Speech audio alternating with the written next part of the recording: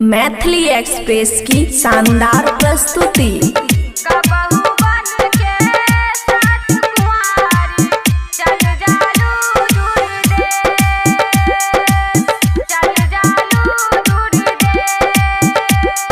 खुशी recording studio बलुआहा। अलग अलग रूप में माई रहेलू हर में, अलग अलग रूप में माई रहेलू हर में।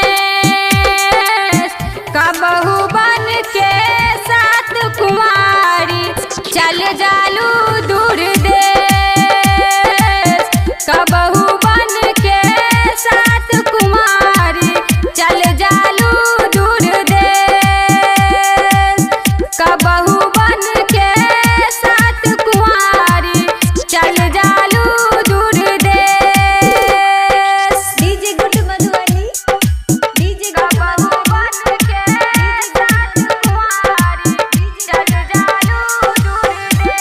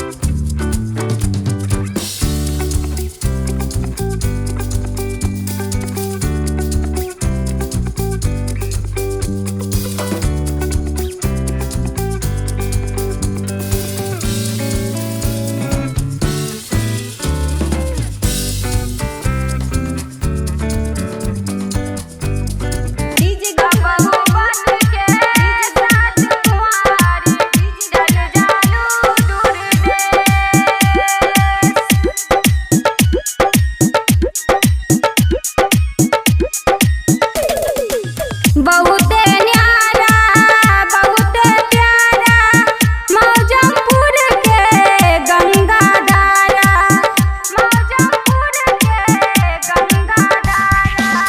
बहुते न्यारा बहुते प्यारा मौजमपुर के गंगा धारा। इहो रूपवा राउर माई जानी देश विदेश, इहो रूपवा राउर माई जानी देश विदेश। कबहू बन के साथ कुंवारी चल जालू दूर देश, कबहू बन के साथ कुंवारी चल जालू दूर देश, कबहू बन के साथ कुंवारी चल जालू दूर देश। डीजे गुड मधुबनी, डीजे कबहू बन के साथ कुंवारी चल जालू दूर देश।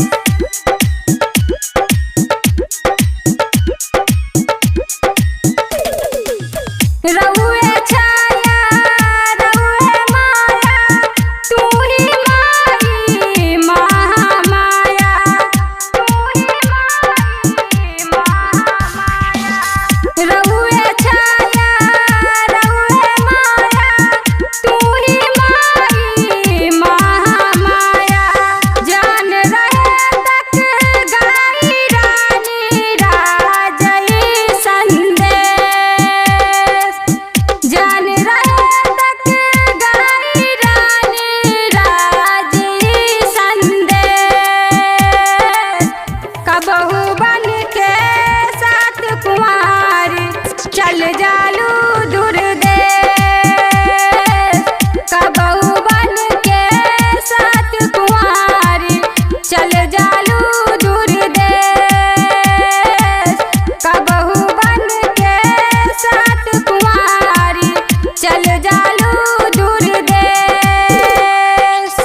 खुशी रिकॉर्डिंग स्टूडियो बलुआहा।